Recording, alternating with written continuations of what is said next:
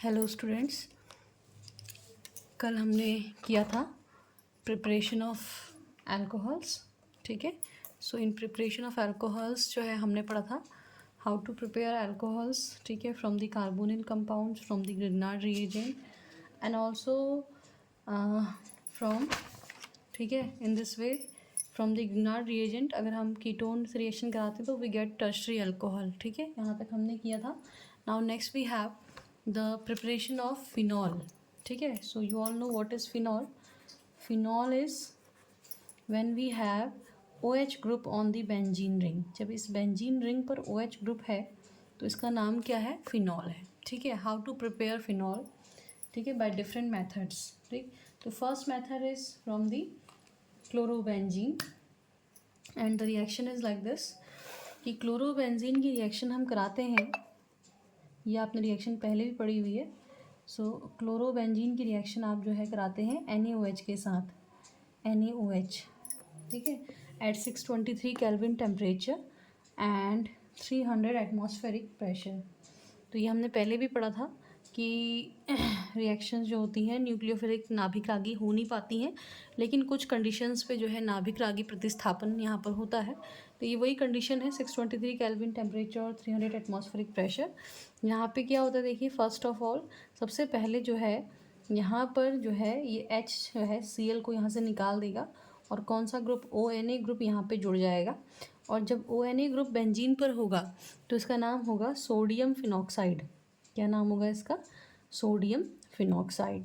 Again what we will do, इसकी reaction हम कराएंगे HCl से, तो यहाँ से Na जो है Cl के साथ निकल जाएगा और H इसकी जगह पे आ जाएगा and we will get phenol. हमें क्या मिल जाएगा? फिनॉल मिल जाएगा।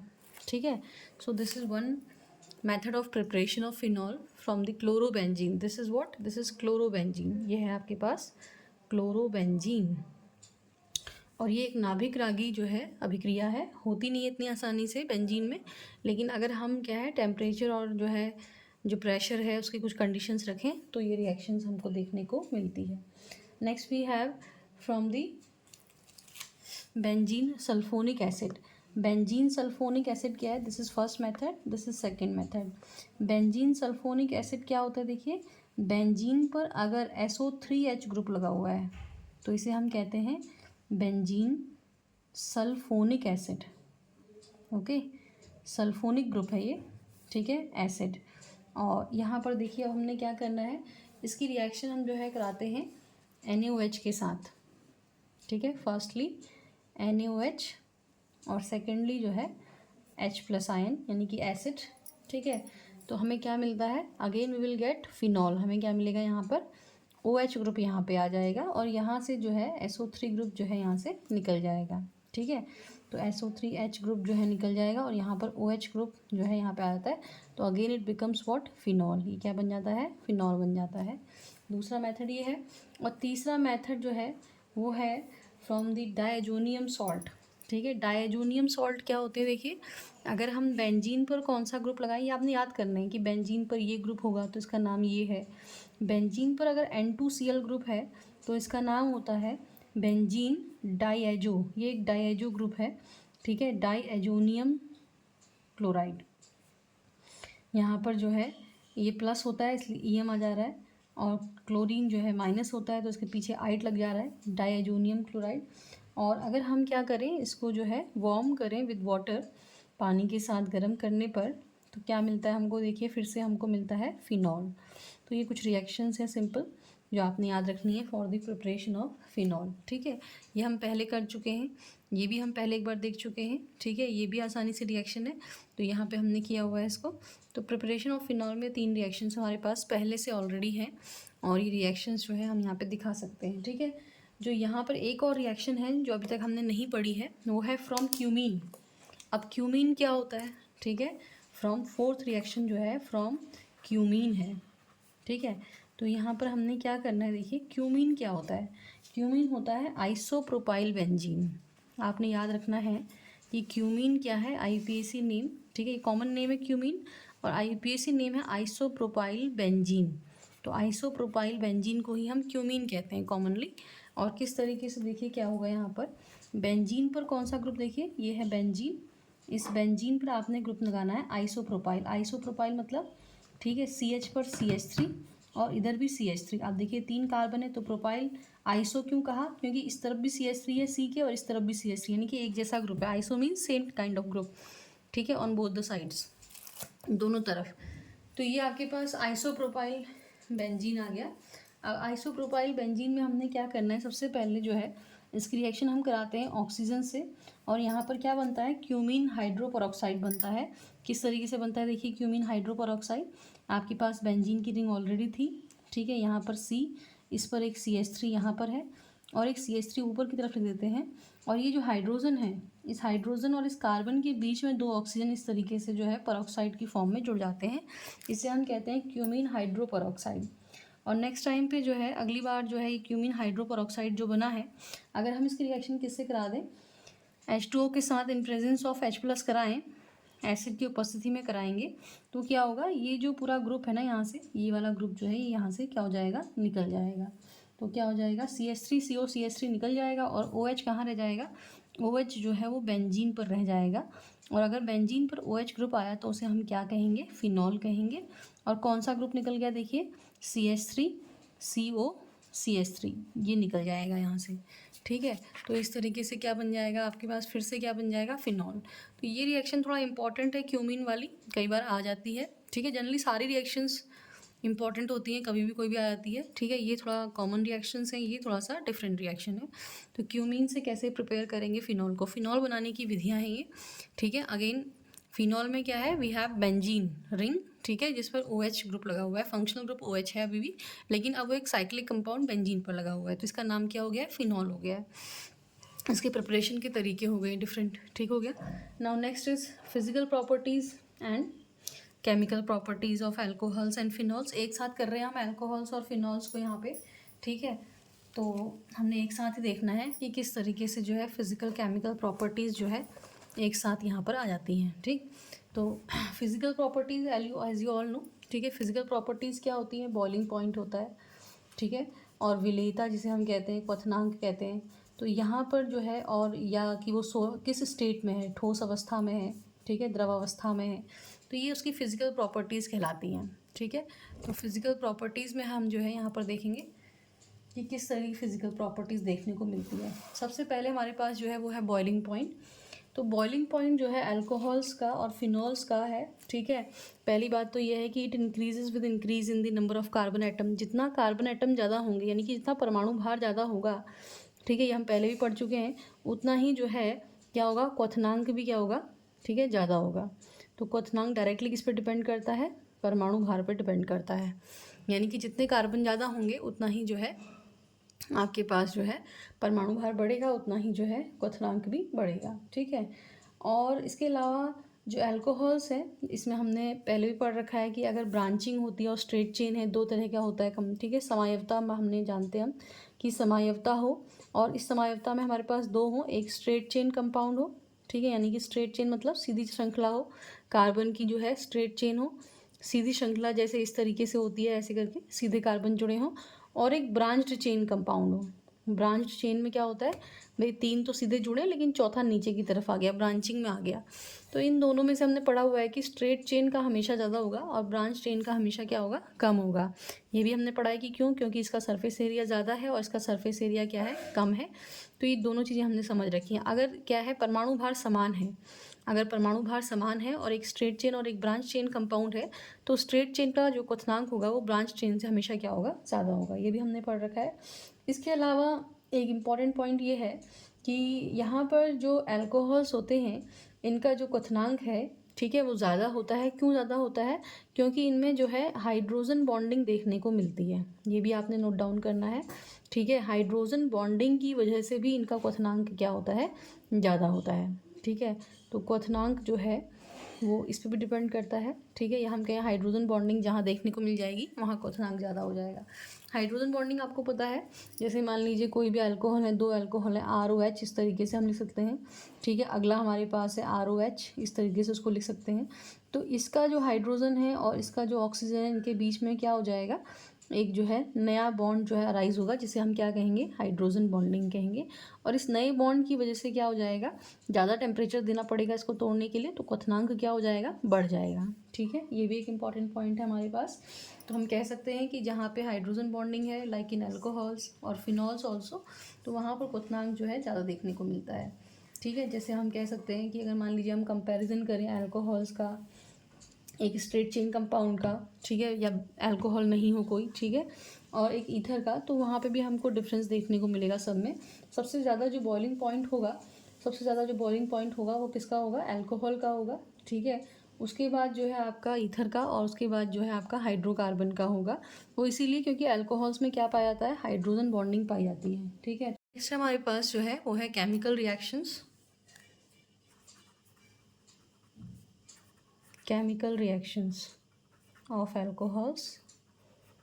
ठीक है, पहले अल्कोहल्स के बारे में पढ़ेंगे, फिर जो है हम फिनॉल्स के बारे में पढ़ेंगे। तो केमिकल रिएक्शन ऑफ अल्कोहल्स में हमें देखना है कि किस तरह के जो हैं बॉन्ड्स जो हैं बनते हैं या टूटते हैं। ठीक है, तो एज वी ऑल नो कि जो हमारा अल्कोहल है, ठीक है, इसमें किस तरह की बॉन्डिंग है। ठीक, तो यहाँ पर अगर आप देखेंगे तो बॉन्डिंग कुछ इस तरीके से है। ठीक है, कि CH3, ठीक है, O और H, ये अल्कोहल है।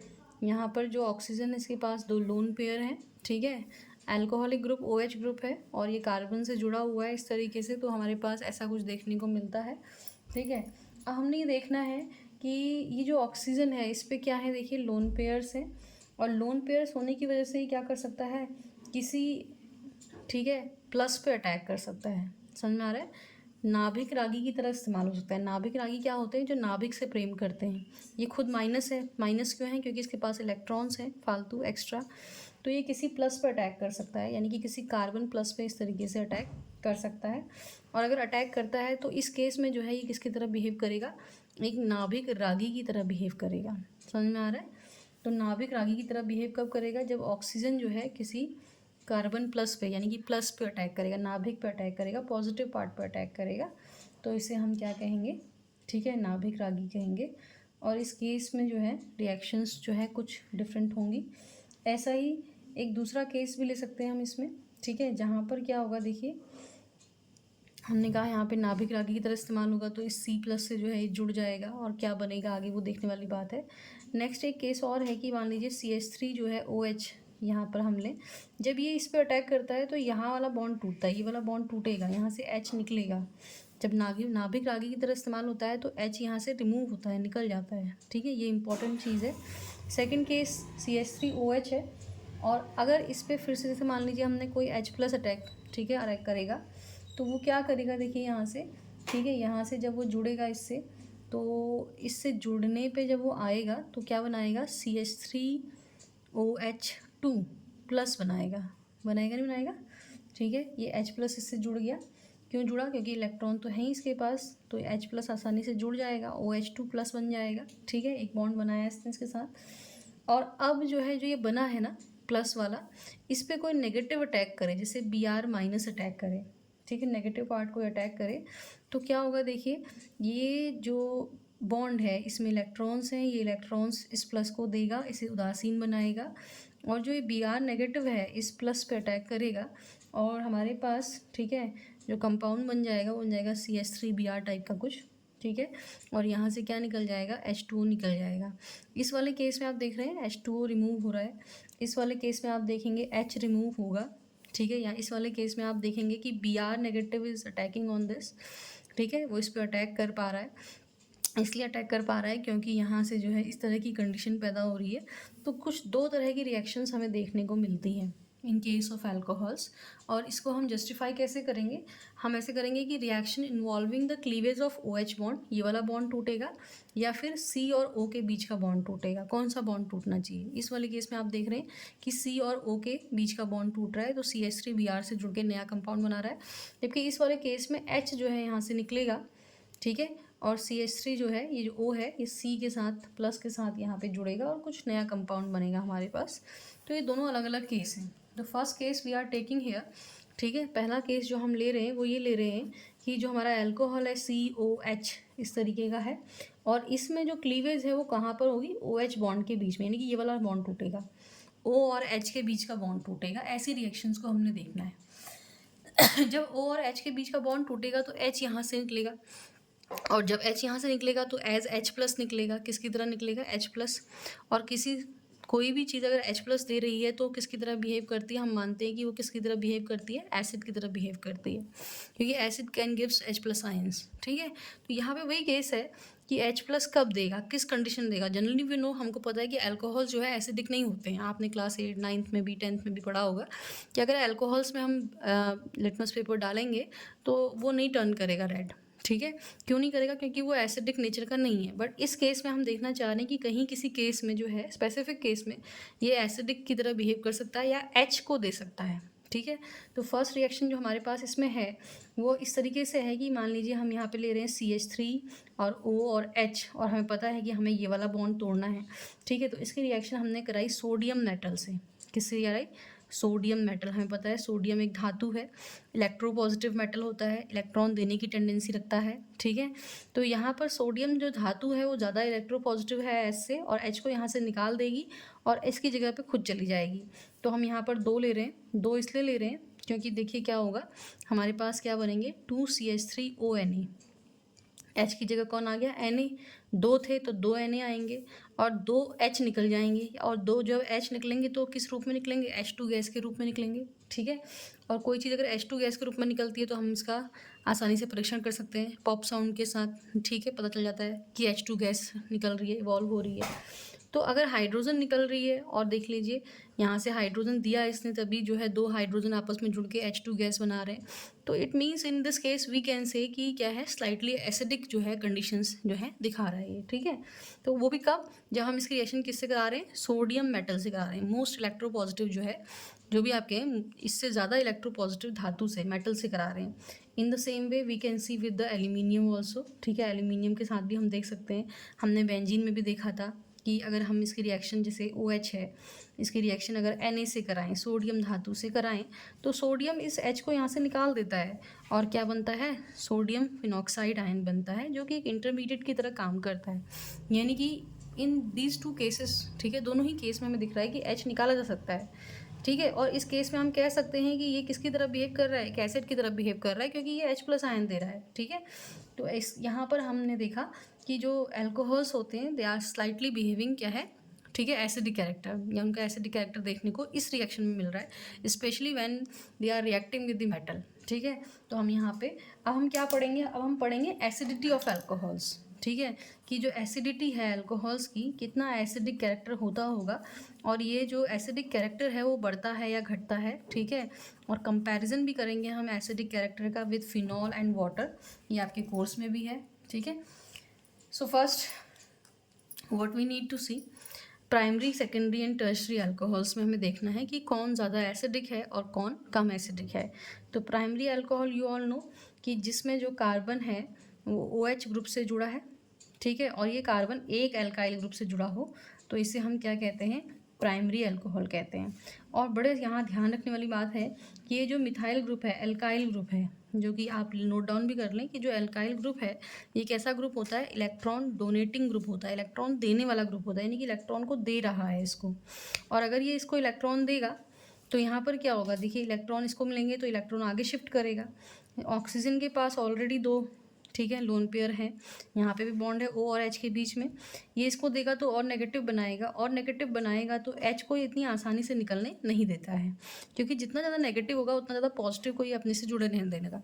ठीक है, तो ये एक केस है हमारे पास। ठीक है, सेकेंडरी की बात करें तो उस वाले केस में इसी OH, ठीक है, बॉन्ड में जो कार्बन लगा है इससे कितने R ग्रुप जुड़े हुए हैं, 2 R ग्रुप जुड़े हुए हैं।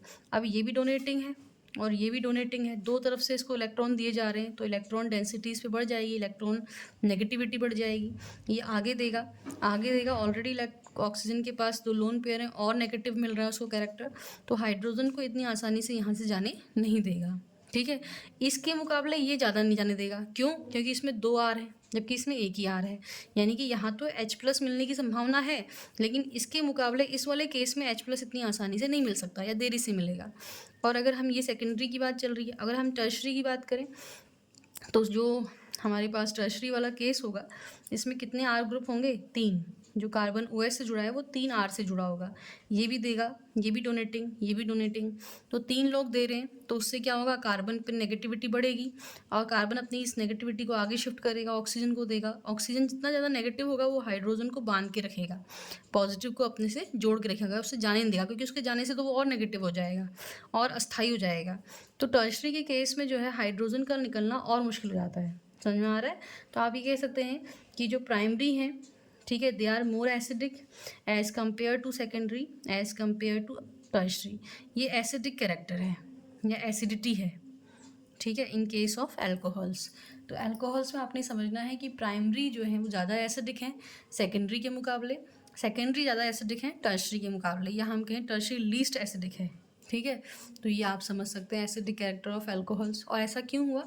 ऐसा इसलिए हुआ क्योंकि यहाँ पर एक आर ग्रुप, एल्काइल ग्रुप ज़रूर लगा है, ठीक है, और ये एल्काइल ग्रुप कैसा है? इलेक्ट्रॉन डोनेटिंग ग्रुप है, जिसकी वजह से जो है यहाँ पर क्या होगा? डोनेशन की वजह से जो है एसिडिक कैरेक्टर जो है घटेगा, ठीक है। तो आप ऐसे पढ़ सकते हैं कि इलेक्ट्रॉन डोनेटिंग ग्रुप अगर है तो एसिडिक कैरेक्टर क्या होता है? डिक्रीज़ करता है, ठीक है। The acidic character will decrease, ऐसा आप याद कर सकते हैं, यहाँ लिख सकते हैं यहाँ पे, ठीक हो गया। ये तो हो गया एसिडिक कैरेक्टर ऑफ फिनॉल्स। अब इसका कंपैरिजन जो है हम करते हैं किसके साथ? वाटर के साथ, और इसके अलावा जो है फिनॉल्स के साथ, ठीक है। तो वाटर के साथ किस तरीके से कंपैरिजन कर सकते हैं? देखिए, तो पानी में देखते हैं कि किस तरीके से जो है एसिडिक कैरेक्टर देखने को मिलता है, ठीक है। वी ऑल नो कि जो वाटर है उसका जो फॉर्मूला है वो है HOH, ठीक है। ऑक्सीजन के पास 2 लोन पेयर है, और इस केस में अगर आप देखेंगे, अगर इसके रिएक्शन हम किसी भी जो है बेस से कराएं, ठीक है, किसी बेस से कराएं, तो बेस जो है उसकी टेंडेंसी क्या होती है? H+ आयन लेने की होती है। बेस उसे कहते हैं जो H+ आयन लेता है, और एसिड उसे कहते हैं जो H+ आयन देता है। ब्रॉन्स्टेड-लॉरी कॉन्सेप्ट है ये, ठीक है। तो यहाँ पर जो है H+ आयन देना, अगर ये अपना H+ आयन इसको दे रहा है, यानी कि ये एसिडिक कैरेक्टर का है, पानी जो है, वाटर जो है, एसिडिक कैरेक्टर का है, ठीक है। एंड वी ऑल नो कि यहाँ पर ये इसको देगा ही देगा, बेस को H, ठीक है, और उससे क्या होगा? बेस से H जुड़ जाएगा, ठीक है, सॉरी, और इसके अलावा जो OH- है वो यहाँ पर अकेला रह जाएगा। इस तरीके से कॉन्जुगेट एसिड और बेस पेयर्स बनते हैं ब्रॉन्स्टेड-लॉरी कॉन्सेप्ट में, तो ये कॉन्जुगेट बेस हो जाएगा इसका, ठीक है। जो जुड़ा आपका बेस से वो कॉन्जुगेट एसिड हो जाता है, ठीक है, और जो रिमेनिंग पार्ट होता है वो कॉन्जुगेट बेस हो जाता है। इस तरीके से समझ सकते हैं, या ये समझ लीजिए कि इसने अपना H+ आयन दिया, यानी कि ये किसकी तरह बिहेव कर रहा है? एसिड की तरह बिहेव कर रहा है। तो जो वाटर है is more acidic as compare to alcohols, ठीक है। वाटर का जो एसिडिक कैरेक्टर है वो अल्कोहल के कंपैरिजन में ज़्यादा है, ठीक, क्योंकि वो आसानी से H+ आयन देता है, उसके पास कोई रेस्ट्रिक्शन नहीं है, कोई आर ग्रुप भी नहीं है जो उसको रोक रहा है, दोनों तरफ हाइड्रोजन है। अगर आर ग्रुप होता तो आर ग्रुप क्या करता? इलेक्ट्रॉन डोनेटिंग ग्रुप होता और ऑक्सीजन जो है इसको बांध के रखता है, लेकिन कोई आर ग्रुप न होने की वजह से आसानी से जो H+ आयन्स हैं वो दिए जाते हैं, जिसकी वजह से इसका acidic character as compare to alcohols क्या है? ज़्यादा है।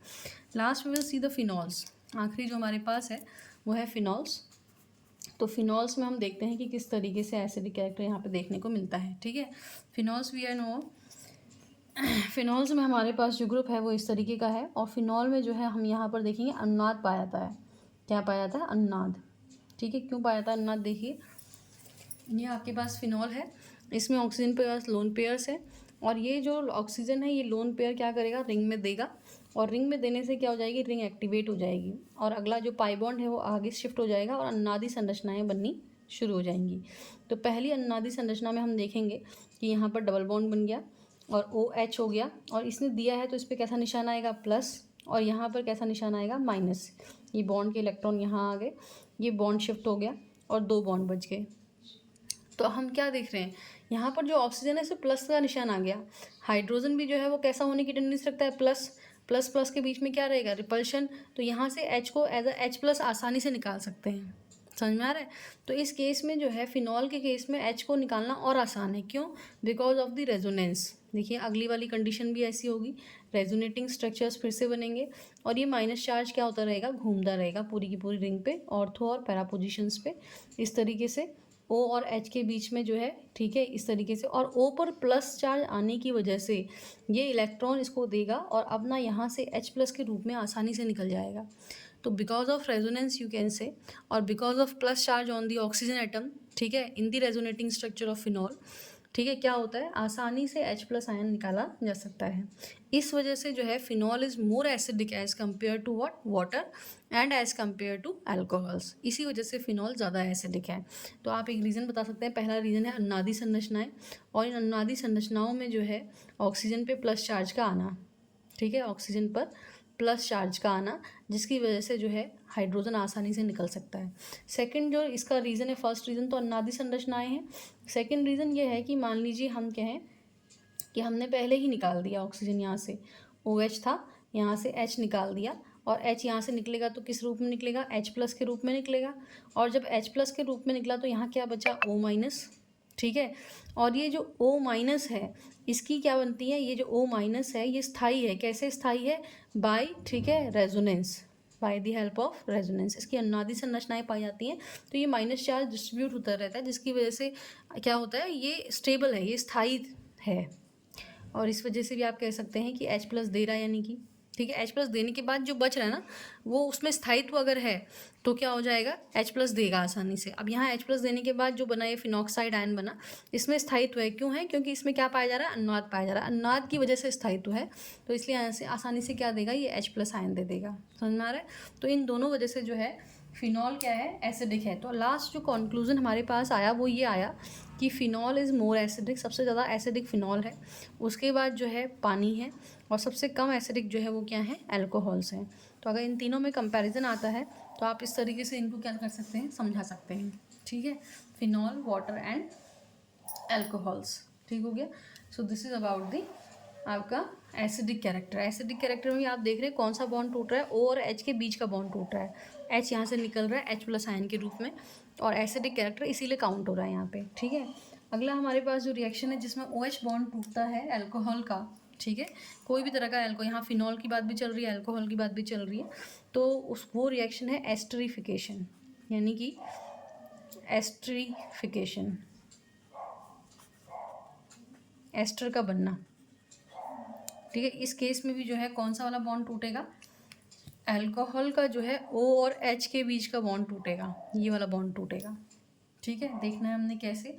एस्टरिफिकेशन क्या होता है, जब अल्कोहल्स की रिएक्शन जो है कार्बोक्सिलिक एसिड के साथ की जाती है तो एस्टर्स बनते हैं। कोई भी एग्जांपल आप ले सकते हैं, जैसे मैं एग्जांपल ले रही हूँ CH3OH, ये अल्कोहल है, प्लस कार्बोक्सिलिक एसिड ले रही हूँ CH3COOH, और ये रिएक्शन जो है H2SO4 की उपस्थिति में, यानी कि अम्ल की उपस्थिति में की जाती है। अब यहाँ पर होता क्या है, देखिए, ये वाला बॉन्ड टूटेगा इसका, ठीक है, और यहाँ से OH और यहाँ से H जो है निकल जाएगा, -H2O पानी निकल जाएगा, और जो बाकी बच गया है वो आपस में जुड़ जाएगा। तो क्या जुड़ेगा, देखिए CH3O, यह है CH3, यह है O, इसके बाद यहाँ से जुड़ेगा जहाँ से निकला है, तो ये हो जाएगा CO, और ये हो जाएगा CH3, OCO-CH3। तो ये जो बना, ठीक है, सॉरी, इस तरीके से लिखना चाहिए, O के बाद फिर से O आना चाहिए, ठीक है, इसको सी लिखना चाहिए मुझे, तब सही रहेगा। ये देखिए O आया, फिर ये O आया, फिर C आया, तो ऐसे लिखूँ मैं, COOCH3 होता है ना, क्योंकि इसलिए, तो CH3COOCH3, ऐसे पीछे की तरफ से पढ़ें आप, CH3COOCH3, तो ये क्या बना, एस्टर बना। एस्टर ग्रुप होता ही COOR है। कौन सा ग्रुप एस्टर होता है, COOR ग्रुप, इस तरीके से एस्टर ग्रुप होता है, तो COOR, ठीक है। इसके पीछे आप कुछ भी लगाए, मैंने यहाँ CH3 लगा हुआ है क्योंकि हमारी रिएक्शन में कुछ इस तरीके से दिया हुआ है। तो एस्टर का बनना ही क्या कहलाता है, एस्टरिफिकेशन कहलाता है। और इस रिएक्शन में जो है कौन सा बॉन्ड टूटा है, O और H के बीच का बॉन्ड टूटा है, ये हमें ध्यान रखना है, ठीक है। तो ये रिएक्शंस कौन सी रिएक्शंस हैं जिनमें जो है कौन सा बॉन्ड टूटता है, O और H के बीच का बॉन्ड टूटता है, यानी कि जिसमें एसिडिक बिहेवियर शो करता है अल्कोहल। रेयर केसेस हैं क्योंकि अल्कोहल एसिडिक होता नहीं है, ठीक है। तो हम ये दिखा रहे हैं कि किन कंडीशंस में ऐसा बिहेव करता है वो, ठीक हो गया। लेकिन लीस्ट एसिडिक है वो as compare to water, as compare to phenol. Phenol सबसे ज़्यादा एसिडिक है। तो यहाँ से भी, और इसकी जो वैल्यूज़ होती हैं, pK वैल्यूज़ या जो pH वैल्यूज़ होती है, वहाँ से भी कन्फर्म हो जाता है, ठीक है। नेक्स्ट भी है अब हम देख लें कि कौन सा बॉन्ड टूटेगा, COH में अब C और O के बीच का जो है बॉन्ड टूटेगा, ठीक है। सेकंड जो रिएक्शंस का टाइप है वो है CO के बीच का बॉन्ड टूटना है, ठीक है। तो ये हमने देखनी है कौन कौन सी रिएक्शंस हो सकती हैं ये पे। तो यहाँ पर जो सबसे पहले रिएक्शन है, फर्स्ट रिएक्शन है वो है reaction with hydrogen halide, HCl या HBr से रिएक्शन कराते हैं हम। तो देखिए हम एक रिएक्शन लिख रहे हैं CH3OH लिख देते चलिए, अल्कोहल CH3OH। अब कौन सा बॉन्ड टूटेगा? C और O के बीच का बॉन्ड टूटेगा, OH के बीच का बॉन्ड नहीं टूटेगा। इसकी रिएक्शन हमने कराई HBr से, तो क्या होगा देखिए, HBr से रिएक्शन कराने पर ये OH जो है इस H के साथ निकल जाएगा और क्या बन जाएगा? CH3Br, हेलो एल्केन बन जाएगा। तो ये एक जनरलाइज रिएक्शन है जिसमें C और O के बीच का बॉन्ड टूट रहा है, ये पहले भी पढ़ चुके हैं हम लोग, ठीक है। ऐसे ही और भी रिएक्शंस हैं, जैसे आपके पास एक रिएक्शन और है, डिहाइड्रेशन रिएक्शन है, ठीक है। अल्कोहल का डिहाइड्रेशन, बीटा एलिमिनेशन पढ़ा था हमने। मान लीजिए एक अल्कोहल ले रहे हैं, इसमें जो है यहाँ पर CH3 है, ठीक है, ये है CH2OH, इस तरीके से। तो यहाँ से OH और यहाँ से H, तो कौन सा बॉन्ड टूटा? C और O के बीच का बॉन्ड टूटा, ठीक है। अल्कोहलिक पोटाश की उपस्थिति में ऐसा हम करते हैं तो बीटा विलोपन हो जाता है और क्या बनता है? एल्कीन बनता है, CH2 डबल बॉन्ड CH2। ये रिएक्शन भी आप पहले पढ़ चुके हैं, ये भी पहले पढ़ चुके हैं, बट बेसिकली जो मेन चीज़ है वो ये है कि C और O के बीच का बॉन्ड यहाँ पे टूट रहा है, ठीक है। ये चीज़ हम देखना चाह रहे हैं, तो यहाँ पे ये रिएक्शंस हमने कर रखी हैं। इसके अलावा, ठीक है, जो नेक्स्ट हमारे पास है डिहाइड्रेशन रिएक्शन हमने कर ली, ठीक है। और ये आपको ये ध्यान होगा तो हमने इसको किया था कि ये कुछ 443 केल्विन टेम्परेचर पे जो है होनी चाहिए, ठीक है। ऐसा भी इसमें है, अगर इससे कम टेम्परेचर पे होती है तो फिर एल्कीन ना बन के कुछ और बन जाता है, आगे हम उसको पढ़ेंगे ईथर के केस में, ठीक है। तो ये एक रिएक्शन है हमारे पास, इसमें भी जो है C और O के बीच का बॉन्ड टूट रहा है, इसमें भी C और O के बीच का बॉन्ड टूट रहा है, लेकिन इन वाले केसेस में, जो ऊपर वाले केसेस थे, उनमें O और H के बीच का बॉन्ड टूट रहा था, ये डिफरेंस है दोनों में, ठीक है। नेक्स्ट रिएक्शन हमारे पास है oxidation reaction, oxidation of alcohols, ठीक है। सो ऑक्सीडेशन ऑफ एल्कोहल्स में हमें क्या देखने को मिलता है? देखिए, वी ऑल नो ऑक्सीडेशन क्या होता है। ऑक्सीडेशन होता है ऑक्सीजन का जुड़ना और या फिर हाइड्रोजन का निकलना, ठीक है। तो यहाँ पर क्या होता है देखने वाली बात है, देखिए बड़ा इंपॉर्टेंट सा है। अभी तक हम कह रहे थे कि C और O के बीच का बॉन्ड टूट रहा है या कौन सा बॉन्ड टूटेगा, ठीक है। तो हमें पता है कि यहाँ पे इस तरीके से मान लीजिए हमारे पास, ठीक है, जो है बॉन्ड्स होंगे। कार्बन की वैलेंसी 4 होती है, 1 2 3 4, ऑक्सीजन की 2 होती है, 1 2, ये OH है, अल्कोहलिक ग्रुप है, खोल के लिखा है मैंने। जब हम ऑक्सीडेशन ऑफ अल्कोहल्स करते हैं तो एक बॉन्ड तो ऑब्वियस सी बात है, ठीक है, कौन सा वाला टूटना चाहिए था अभी जैसे हम कह रहे थे, लेकिन यहाँ पर जो बॉन्ड टूटता है वो एक ये वाला है और एक ये वाला है, एक CH है और OH है। और जब ये दोनों बॉन्ड टूटते हैं तो कार्बोनिल कंपाउंड्स बनते हैं। कैसे कंपाउंड्स बनते हैं? कार्बोनिल, एक OH बॉन्ड टूटता है और एक CH बॉन्ड टूटता है इस वाले केस में, और इन दोनों के टूटने से जो कंपाउंड बनते हैं वो बनते हैं कार्बोनिल कंपाउंड। कार्बोनिल कंपाउंड्स जैसे एल्डिहाइड, कीटोन, कार्बोक्सिलिक एसिड, तो इस तरीके के कंपाउंड्स हमको देखने को मिलते हैं। और ऑक्सीडेशन अगर हम कर रहे हैं तो हमें एक ऑक्सीडाइजिंग एजेंट भी चाहिए जो इनको ऑक्सीजन प्रोवाइड करे या जो इन बॉन्ड्स को तोड़े, ऐसा भी कह सकते हैं आप। तो हमारे पास जो ऑक्सीडाइजिंग एजेंट है यहाँ पर वो आपका CrO3, ठीक है, ये है। तो और ऐसे ही कॉपर एट 573 केल्विन टेम्परेचर, इससे भी जो है हम ऑक्सीडेशन कर सकते हैं। अलग अलग केस है हमारे पास, PCC, पिरिडीनियम क्लोरोक्रोमेट, ये हमारे जो है कुछ ऑक्सीडाइजिंग एजेंट हैं जो कि ऑक्सीडेशन ऑफ अल्कोहल्स में क्या करते हैं? मदद करते हैं, ठीक है।